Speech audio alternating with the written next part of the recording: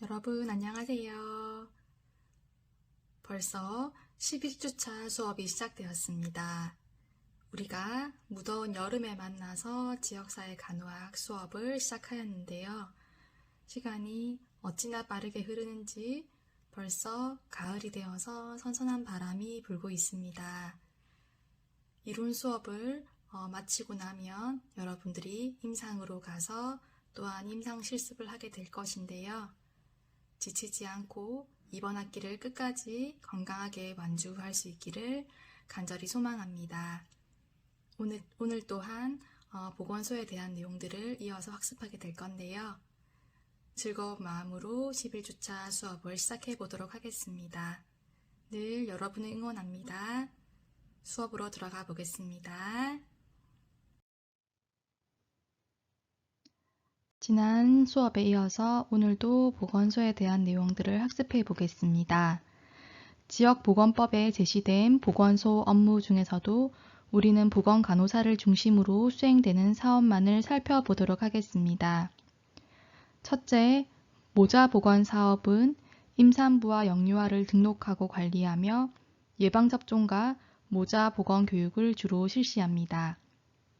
이 사업은 저비용으로 고효율의 성과를 낼 수 있다는 사업의 특성 때문에 생애 초기의 건강 증진과 보호를 위한 기초보건 사업으로 강조되고 있습니다.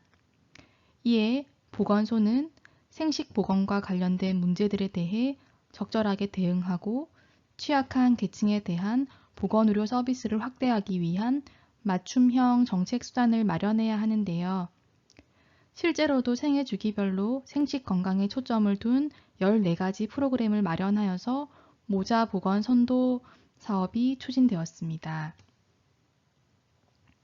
두 번째로 급만성 감염병 관리 사업은 급성 감염병에 대한 예방접종 및 관리, 만성 감염병인 성병, 한센병, 결핵 등에 대한 등록 관리 업무를 수행하고 이에 대한 기초조사 및 연구에 참여하여 역학조사를 하거나 연구활동을 하기도 합니다. 세 번째로 1차 진료사업은 전국민 건강보험이 실시되면서 더욱 강화되어서 의료급여 환자뿐 아니라 국민건강보험 환자에게로 진료를 확대하였으며 의료 취약 지역에는 보건의료원을 설치하여서 공공보건조직을 통한 1차 진료 서비스를 강화하였습니다.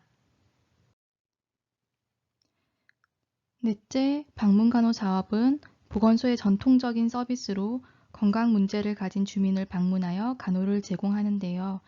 주로 산전, 산후간호, 신생아간호, 장애인 재활간호, 만성질환자 간호, 노인간호, 호스피스 간호 등을 제공합니다.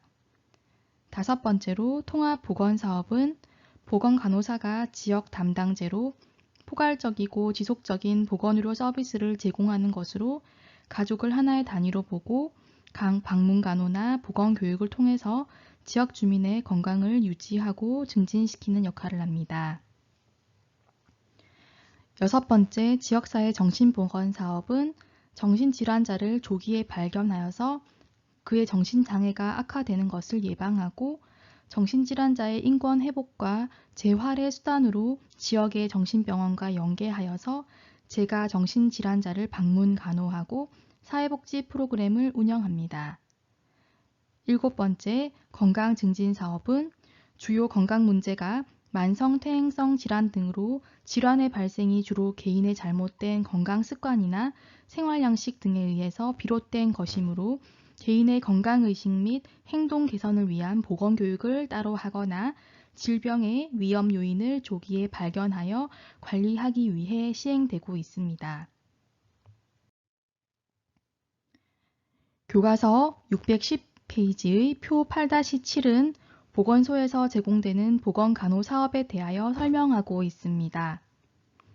보건소에서 제공되는 보건간호 사업은 가정방문, 보건교육 및 상담, 모자보건, 결핵관리, 성인병 관리, 장애인 관리입니다. 사업 분야에 따른 주 대상자와 세부 내용을 살펴보시면 도움이 될 것 같습니다. 전문 인력의 수가 증가하고 조직이 커지면 지역사회의 건강 및 의료 수요를 충족시키기에는 무리가 따르게 되는데요. 이러한 문제들 때문에 보건소는 지역사회 보건의료 자원의 협조체계를 구축함으로써 업무의 효율적인 추진을 하고자 하고 있습니다. 이와 같은 보건소 업무의 위탁은 지역보건법 제30조 2항에 의하여 보건의료기관 단체의 위탁할 수 있는 내용은 지역사회 건강실태조사나 지역보건의료계획의 시행, 지역 주민에 대한 진료, 건강검진 및 만성질환 등 질병관리에 관한 사항 중 전문 지식 및 기술이 필요한 진료나 실험 또는 검사 업무, 가정 및 사회복지시설을 방문하여 행하는 보건의료 사업에 관한 업무 등이 있습니다. 지역 주민에 대한 진료, 건강검진 및 만성질환 등 질병관리에 관한 사항 중에 전문 지식 및 기술이 필요한 진료에 관한 업무는 의료인에게 대행이 가능합니다. 이와 같은 보건소 업무의 위탁을 통해서 보건소 업무의 활성화에 기여할 수 있고 건강사업의 효과를 크게 향상시킬 수 있다는 점에서 여러분이 반드시 주목하여야 할 부분이며 위탁이 가능한 세부적인 업무들에 대해서는 이해하시고 넘어가시길 바랍니다. 우리가 앞서 보건소의 변천 과정을 시대별로 살펴보았듯이 보건소와 그의 사업들은 꾸준히 성장해 왔습니다. 이와 같은 건강 향상의 성과는 인구 정책과 건강 친화적 환경 조성 환경 및 공중위생 사업을 통해 경제 개발에 기여하였고 영양이나 주거, 위생 등의 문제에 대한 공중위생과 개인위생에 광범위한 영향을 미쳤습니다. 또한 가족계획과 산전 및 산후관리의 활성화, 결핵, 한생병, 기생충 질환관리 등의 사업을 적극적으로 추진하게 되었습니다. 현재는 대한민국의 코로나로 확산된 문제 상황들을 해결하기 위해 노력하는 등의 지역의 건강 요구에 부응하고 있습니다. 또한 1980년 보건진료소 설치의 시작으로 보건소의 기능을 건강 증진 및 질병 예방과 관리에 적합하도록 재정비하고 있는 중입니다. 정부는 성별, 연령, 소득 수준이나 거주 지역 등의 요소 때문에 치료를 받을 권리 혹은 예방과 관련한 여러 가지 여건을 보장받을 수 있는 권리가 따로 차별을 받지 않도록 노력하고 있으며 저소득 계층을 위한 보건기관의 진료를 비롯하여서 모자보건, 결핵관리 등 각종 사업은 물론이고 농어촌 등 보건의료를 위한 특별조치법을 통하여 공중보건의 및 보건진료 전담 공무원 제도의 시행과 농어촌 의료 개선 사업 등을 시행함으로써 인권 보호에도 기여하고 있습니다. 보건소는 공공의료기관의 최일선, 즉 최전방에 서 있는 기관인데요.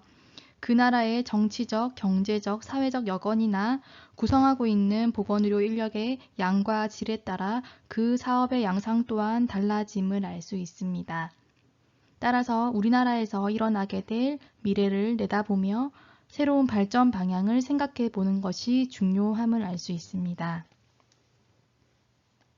환경적인 측면에서는 우리나라가 국제화에 발맞추어 개방화되고 있는 반면에 도시 인구 가밀에서 오는 공해 문제, 환경 문제, 정신보건 문제가 사회 문제로 새로이 떠오르고 있습니다. 또한 약물 중독과 자살 및 타살의 증가도 선진국과 비슷한 양상을 보이며 행정구역 개편으로 인해서 공공보건의료 사업 조직의 변화가 올 것을 예상할 수 있습니다. 인구학적 변화로는 65세 이상 노인 인구의 비율이 급격히 증가하는 추세로 고령사회로 진입하고 있음을 알 수 있습니다.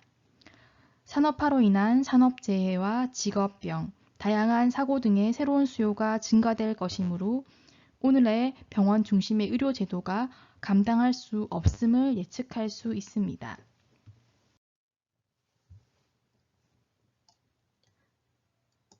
질병 구조의 변화는 급성 감염병 질환이 급격히 감소하는 대신에 신생물 순환기계 질환 중 급성 심근경색증, 뇌졸중 등 만성질환이 현저히 증가하고 있는 추세입니다. 또한 가족 구조의 핵가족화로 인한 사회적 기능에서 전통적 가족 기능의 변화가 오게 되어서 노인 부양이나 자녀 양육의 기능은 감소하지만 여성의 사회활동 증가로 인해서 아동 건강관리 요구가 증가할 것입니다. 기술의 변화 부분에서는 정보와 지식, 기계전자, 신소재 재료, 생명공학의 발전으로 의료 조직, 의료 전달 체계, 의료 공급에 큰 변화를 일으킬 것입니다. 보건소는 농어촌 특별보건의료 사업을 통한 보건소의 기능 강화와 지역보건법, 국민건강증진법 제정을 통해서 시대에 부응하여 잘 대처해 나가고 있지만 보건소의 조직 및 기능 및 업무 등이 매우 광범위하고 직접적인 건강 문제를 야기하고 있는 환경에 역동적으로 대처해 나가지 못하는 문제점 또한 가지고 있다는 점에 우리는 주목할 필요가 있겠습니다.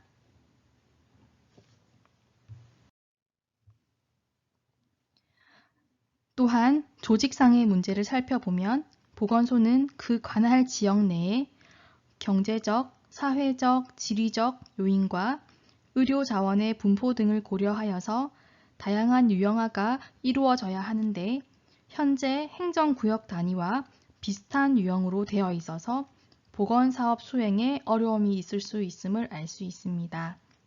또한 지난 시간에 여러분께서 퀴즈로도 푸셨듯이 보건소 조직의 이원화, 즉 보건소가 행정안전부의 직접적인 지도 감독을 받고 있지만 보건인력이 수행해야 할 업무는 보건복지부의 지도와 감독을 받고 있는 현행 제도에 있어서 보건사업의 장애를 초래할 수 있습니다. 또한 보건소법이 지역보건법으로 전환되어 지역의 특성을 살려 업무가 수행되지만 여전히 상부하달식 업무 수행 체계는 큰 문제점으로 남아 있음을 알 수 있습니다.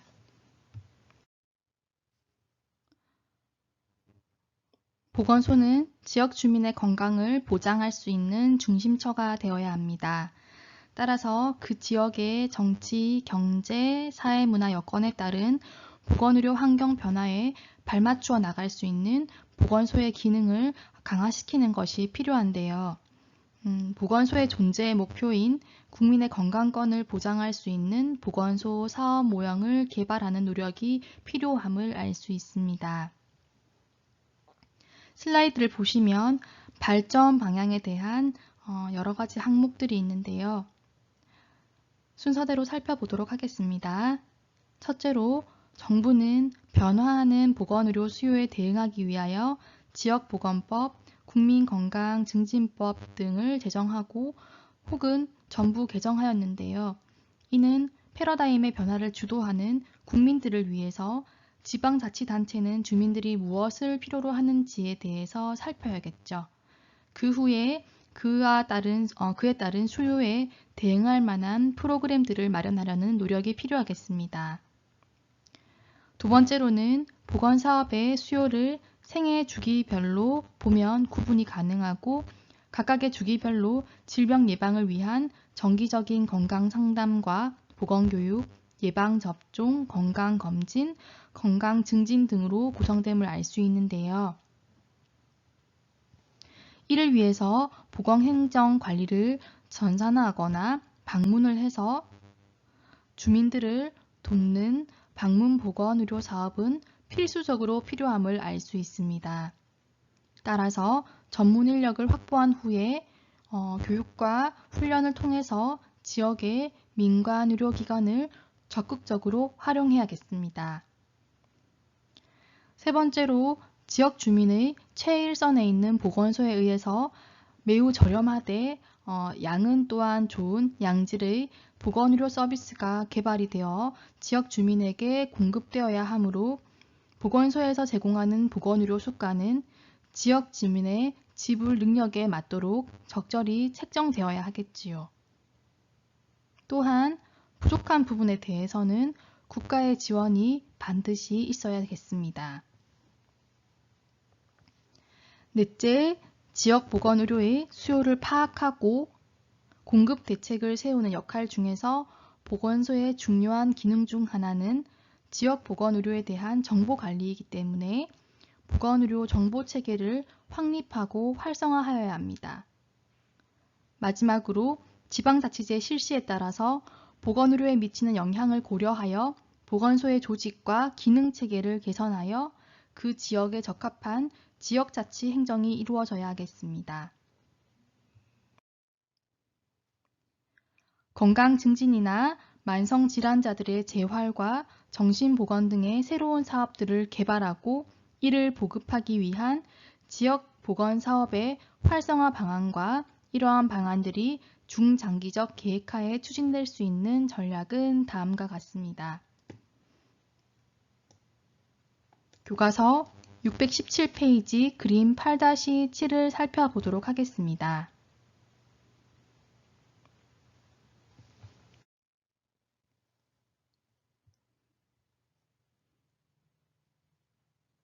그림 8-7에 대한 내용을 보건소 사업의 발전 방향을 바탕으로 자세하게 내용을 정리해 두었습니다.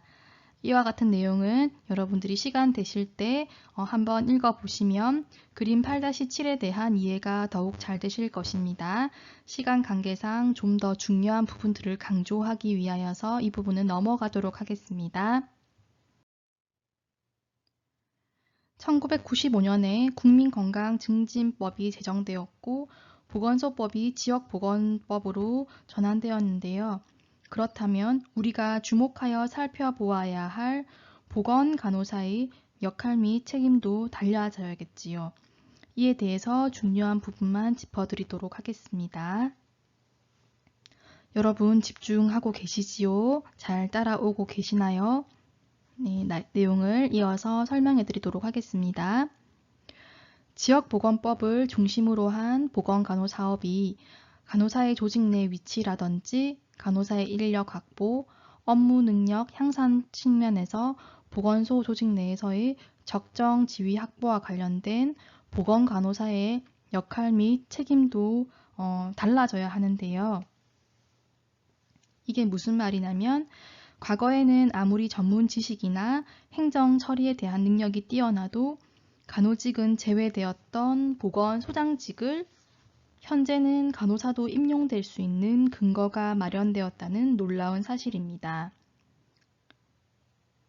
그러니 차기 보건소장이 되셔서 지역사회 보건을 이끌어 가실 소중한 분들이 바로 여러분들 중에도 계신다는 말씀입니다. 이것은 엄청 대단한 일이 아닙니까?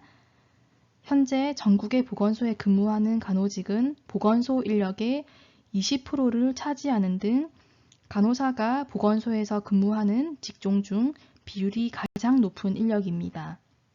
또한 간호직도 5년 이상의 근무 경력이 있으면 보건소장으로 승진할 수 있는 제도가 마련되어 있다는 사실을 알 수 있습니다. 각 분야의 전문 간호사 자격을 취득하기 위해서는 최근 10년 이내에 해당 분야에서 3년 이상 근무한 경험이 있으면서 보건복지부 장관이 인증한 교육기관에서 전문 간호사 과정을 이수하거나 보건복지부 장관이 인정하는 외국의 해당 분야 전문 간호사 자격이 있으면 전문 간호사 자격 시험에 응할 수 있으며 합격 후 자격증을 받을 수 있는데요.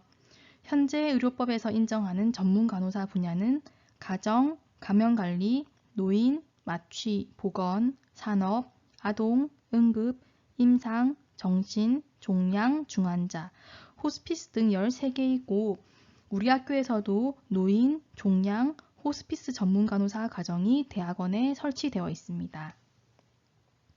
지역보건법에 의한 보건기관, 즉 주로 병원이겠지요. 그리고 농어촌 등 보건의료를 위한 특별조치법에 의한 보건진료소나 시도 및 보건복지부 보건 업무에 대해서 3년 이상의 실무 경력을 소지한 자가 전문 간호 과정을 이수하고 자격시험에 합격하면 이와 동일한 자격을 취득할 수 있습니다.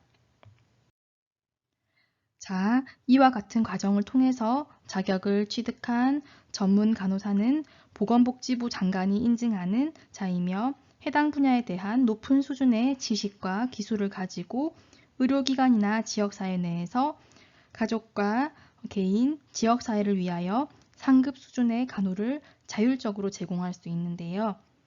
전문가적 간호실무 제공자, 교육자, 연구자, 지도자, 자문가, 협동자로서의 역할들을 충실히 감당해내는 매우 중요한 인력임을 알 수 있습니다.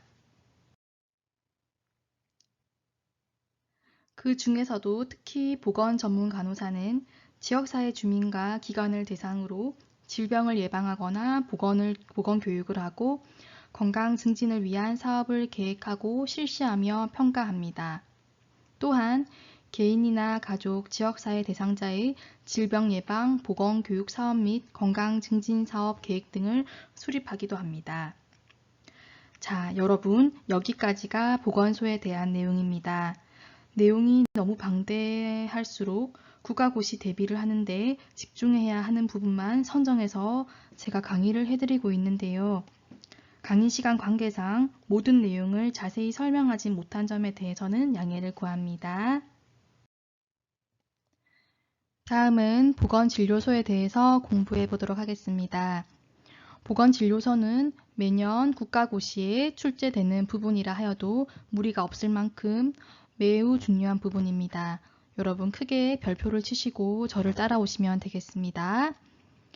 세계보건기구는 알마아타 선언의 영향을 받아서 보건진료소가 보건의료 취약 지역 주민에게 1차 보건의료 서비스를 효율적으로 제공함으로써 보건의료 서비스의 균형과 건강 수준 향상을 도모하는 1차 의료 제공자 역할을 하는 것을 목적으로 하였습니다. 이와 같은 보건진료소의 존재 목적에 대해서는 기억하셨으면 좋겠습니다. 1차 보건의료란 단순한 1차 진료만을 의미하는 것이 아니고요. 개인이나 가족 및 지역사회를 위해서 건강증진, 예방, 치료 및 재활 등의 서비스가 통합된 기능을 말하는데요. 우리나라 정부에서는 1976년에 한국보건개발원을 설립해서 종합보건의료 시범사업을 시행한 결과 간호 인력에 의한 1차 보건의료 접근 방법이 큰 성과가 있음을 확인하였습니다. 이를 바탕으로 정부는 1980년 12월에 농어촌 보건의료를 위한 특별조치법을 공포하였고 이에 근거하여 설치된 1차 보건의료 사업기관이 보건진료소입니다. 방금 설명드린 보건진료소의 법적인 근거도 반드시 기억하시기를 바랍니다. 이후로 2019년에 이르러서는 전국적으로 1904개의 보건진료소가 설치되어 운영되고 있습니다. 연도별 보기를 제시하면서 우리나라 1차 보건의료에 관한 설명으로 옳은 것은? 이라는 질문을 통해서 여러분의 지식을 점검하는 국가고시 문제가 출제되고 있으니 연도별 내용들을 기억하시면 좋을 것 같습니다.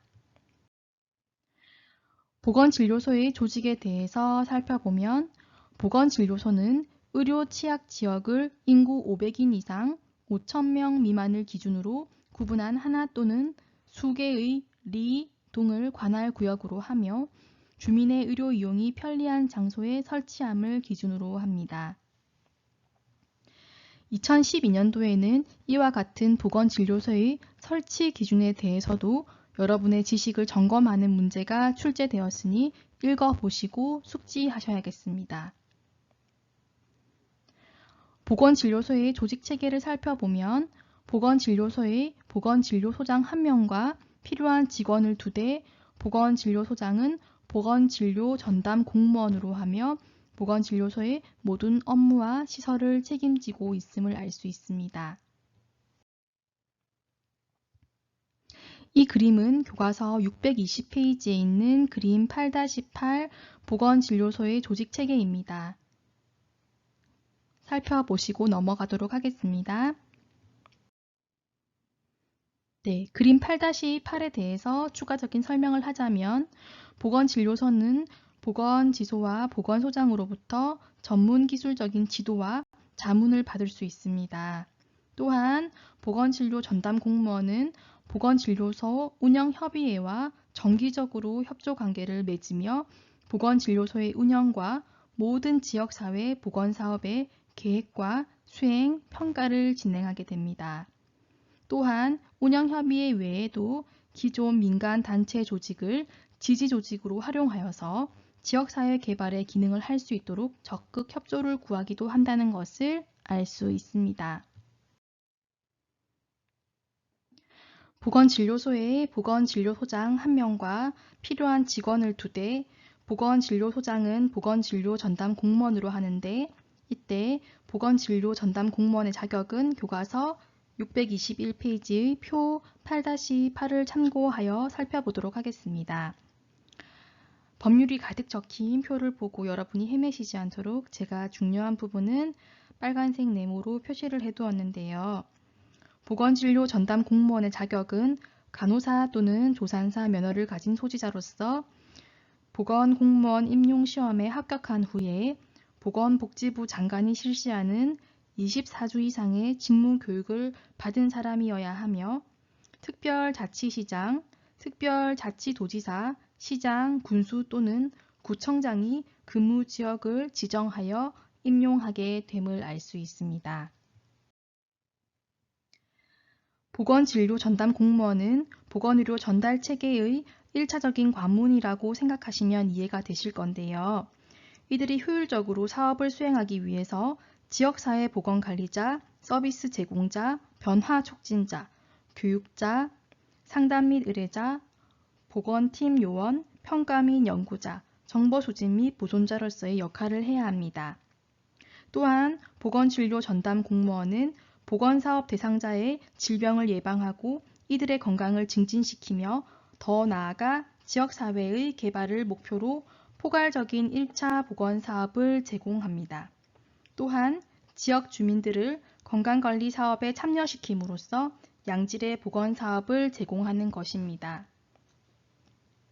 보건진료 전담 공무원의 업무는 표 8-9에도 나와 있듯이 의료행위와 그 밖의 업무로 명시되어 있습니다. 이는 2015년 국가고시에서도 출제된 적이 있는데요. 제가 다른 색깔로 표시해 놓은 의료행위에 대한 8가지 내용과 그 밖의 업무 5가지 내용에 대한 숙지를 해주시면 좋을 것 같습니다. 이와 같은 내용에 대해서 여러분의 지식을 점검하기 위하여 국가고시에서는 보건진료 전담 공무원의 의료행위 업무에 해당하는 것은 무엇입니까? 와 같은 문제를 출제하고 있습니다. 따라서 업무에 대한 내용들을 꼼꼼히 살펴보시기를 바랍니다. 다음은 보건진료 전담 공무원의 직무 영역에 대한 내용입니다. 보건진료 전담 공무원은 사업 대상 지역의 조직을 파악하고 그 조직을 활용하는 등의 지역사회 조직과 개발을 하며 지역의 진단을 내려 계획을 세우고 각 사업을 주기적으로 평가한 후에 운영위원회와 상의하여서 차기 사업에 반영하는 사업 계획을 수립합니다. 또한 지역사회 환경을 관리하는 직무를 담당하기도 합니다.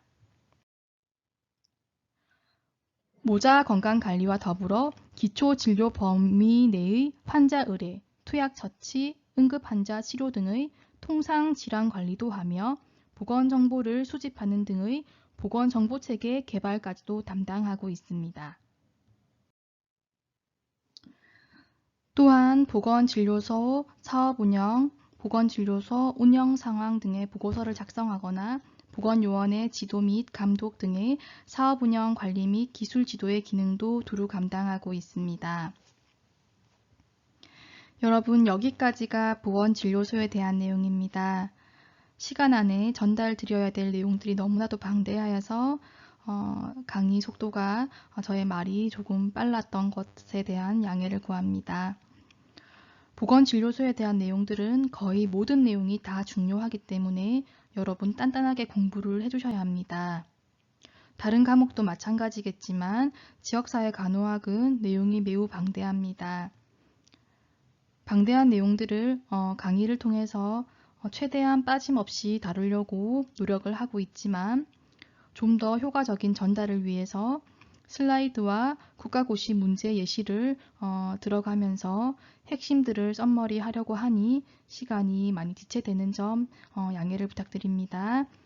또한 제가 강조했던 부분들은 반드시 기억을 하고 넘어가셨으면 좋겠습니다. 지금부터는 이번 시간의 마지막 챕터인 3. 지역사회 통합 건강 증진 사업에 대한 내용들을 살펴보도록 하겠습니다. 고령화와 만성질환자가 증가하면서 지역 주민들의 건강 증진 서비스에 대한 요구도 동시에 증가하고 있는 추세이므로 이는 보건소 건강 증진 사업이 증가하는 계기로까지 이어지게 되었습니다. 하지만 아래에서 설명하고 있는 이와 같은 문제점들이 있고 한계가 있음을 알 수 있습니다. 따라서 보건소의 건강 증진 사업 추진 시에 발생하는 문제점 해결을 위해서 포괄 보조 사업의 도입을 추진하게 되었고 지자체가 자신의 지역별 상황에 맞는 사업에 따라 예산을 편성하여 대상자 중심의 통합 서비스를 제공하고 지역 여건에 맞는 사업을 운영할 수 있는 환경을 마련하게 된 것이 바로 지역사회 통합 건강 증진 사업입니다. 지역사회 통합 건강 증진 사업은 지자체가 지역사회 주민을 대상으로 건강생활 실천이나 만성질환 예방, 취약계층들의 건강을 관리하는 것을 목적으로 지역사회만의 독특한 특성과 주민들의 고유한 요구가 녹아든 프로그램이나 서비스 등을 기획하고 추진하는 사업이라고 생각하시면 여러분의 이해가 더욱더 쉬울 것 같은데요. 이와 같은 사업의 목적은 지역사회 주민의 건강 수준 향상을 위해서 지자체가 주도적으로 사업을 추진하고 지역 주민의 건강 증진 사업 체감도 및 건강 행태를 개선하는 데 있습니다. 지역사회 통합 건강 증진 사업은 각 시, 군, 구별로 배분한 예산을 기준으로 일정한 사업 범위 내에서 자율적으로 기획하고 설계하는 사업인데요. 다음 슬라이드에 제시된 총 13개 분야의 영역으로 구성되며 국가가 제시하는 사업 유형 및 자체 개발 프로그램으로 운영되고 있습니다. 지역사회의 통합 건강 증진 사업의 추진 체계 및 역할은 교과서 626페이지 그림 8-10에 자세히 나와 있고요. 시간이 되실 때 한번 살펴보시면 되겠습니다. 여러분들께서 지금 보고 계시는 그림 8-11은 지역사회 통합 건강 증진 사업 수행 절차이며 교과서 626페이지에 있습니다. 국고보조금 사전 통보 사업 안내서를 보건복지부에서 내면 시도 및 지원단과 시군구에서 사업 계획을 수립하고 종합적인 검토를 하고 환류를 합니다. 다음 국고보조금 확정 통보를 하고 사업 계획이 제출되면 시도 시군구에서 계획을 집행하고 사업 관리와 더불어 자체 평가를 이루어집니다. 또한 보건복지부에서는 이를 모니터링하고 컨설팅하며 인력을 교육하는 역할들을 합니다. 이 모든 과정들을 거쳐서 성과 관리로 이어지는데요. 이 단계마다 피드백이 활발하게 이루어지게 됩니다. 지역사회 통합 건강 증진 사업의 도입을 살펴보면 건강 증진 사업 통합 및 재평성을 통해서 사업의 효율성을 높이고 사업의 목표가 달성될 수 있도록 사업을 건강 영역별 또는 생애 주기별로 통합하여 구성한 다음 다양한 전략을 활용하고 있는 중입니다. 또한 지역사회의 건강 문제나 특성에 따라서 우선순위 사업 영역 선정 및 사업량 선택의 자율적 운영을 함으로써 지자체만의 자율성을 확대해 나갑니다. 마지막으로 사업 운영의 자율성을 당연히 부여하되 그에 따른 책임성을 담보하기 위해서는 지자체 스스로 관리나 감독 역할을 강화하고 사업 기획이나 운영, 평가 과정에서 지자체의 자발적 성과 관리가 이루어질 수 있도록 평가 관리 체계를 운영하는 등의 지자체의 책임성을 제고하고 있는 실정입니다. 다음의 표 8-10을 살펴보면 기존 국고 보조 사업에 비해 지역사회 통합 건강 증진 사업이 목적에 있어서는 일치성을 위해 노력하고 있으며 구성에 있어서도 연계성이 없던 17개의 사업들을 한 개의 사업으로 통합함으로써 포괄적으로 운영이 가능하게 되었음을 알 수 있습니다. 또한 통괄 조정 기능이 없었던 운영 체제가 건강 정책과를 통하여 사업 총괄 조정을 받도록 변화됨을 알 수 있습니다. 좀 더 자세한 내용들은 시간이 되실 때 찬찬히 살펴보시면 충분히 이해할 수 있는 내용이므로 시간을 들여서 이 표를 꼼꼼히 살펴보는 시간들을 드렸으면 좋겠습니다. 교과서 628페이지 표 8-11에는 2020년 지역사회 통합 건강 증진 사업 운영 방향이 제시되어 있습니다. 가장 최신 자료이니 읽어보시면 유익할 것 같습니다. 10주차, 11주차에 걸쳐 학습한 보건소에 대한 내용은 여기까지입니다. 다음 시간에는 모자 보건에 대한 내용으로 수업을 해보도록 하겠습니다. 오랜 시간 강의 들으시느라 정말 수고 많으셨고요. 다음 시간에 뵙도록 하겠습니다. 고생 많으셨습니다.